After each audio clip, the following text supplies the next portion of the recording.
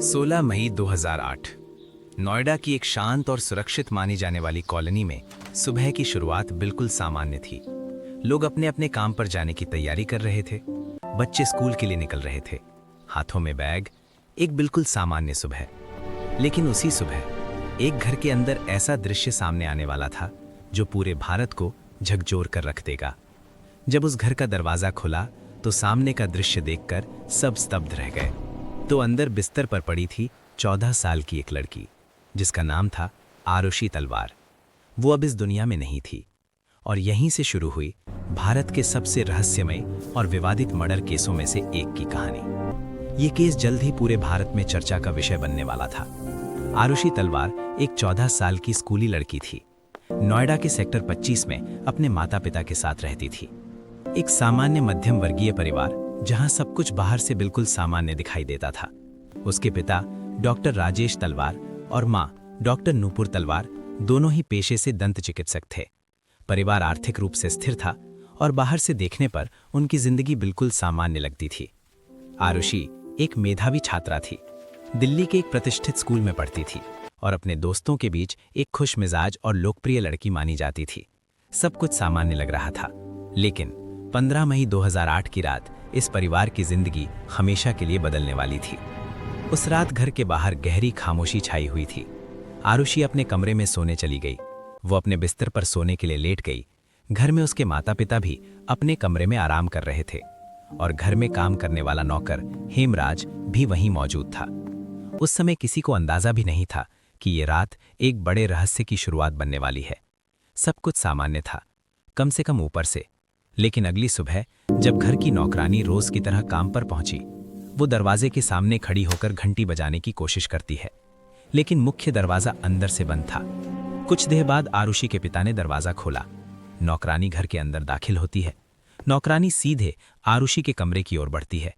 वो कमरे के दरवाजे के पास पहुंचती है और कुछ ही क्षणों बाद घर के अंदर चीख पुकार मच गई। आरुषि अपने कमरे के बिस्तर पर पड़ी थी। कुछ ही देर में ये स्पष्ट हो गया कि आरुषि अब इस दुनिया में नहीं रही। घटना की खबर मिलते ही पुलिस मौके पर पहुंची। पुलिस घर के अंदर जांच शुरू करती है और जांच के दौरान एक और चौंकाने वाली बात सामने आई। घर का नौकर हेमराज गायब था। हेमराज का कहीं कोई पता नहीं था। पुलिस के लिए वो अब मुख्य संदिग्ध बन चुका था। अब शक सीधे उसी पर गया। पुलिस को लगा कि शायद यही व्यक्ति इस अपराध के पीछे हो सकता है। अब शक सीधे उसी पर टिक गया था। मीडिया में भी यही खबर फैलने लगी। समाचार चैनलों और अखबारों में यही बताया जाने लगा कि आरुषि की हत्या उसके नौकर ने की है। लेकिन अगले ही दिन पुलिस और जांच टीम फिर से घर की जांच करने पहुंची। घर की छत की तरफ भी ध्यान दिया गया और यहीं एक चौंकाने वाली खोज हुई। इस केस ने ऐसा मोड़ लिया जिसने पूरी कहानी बदल दी। 17 मई की सुबह घर की छत से तेज बदबू आने लगी। पुलिस छत के दरवाजे के पास पहुंचती है और जब पुलिस ने छत का दरवाजा खोला तो वहां एक और शव पड़ा हुआ था। और वो शव किसी और का नहीं बल्कि उसी नौकर हेमराज का था, जिस पर हत्या का शक किया जा रहा था। अब ये मामला और भी उलझ गया। पुलिस और जांच एजेंसियां अब और गंभीर हो गईं, क्योंकि जिस व्यक्ति को अपराधी माना जा रहा था वो खुद भी मृत पाया गया। ये खबर जैसे ही मीडिया में आई, पूरे देश में सनसनी फैल गई।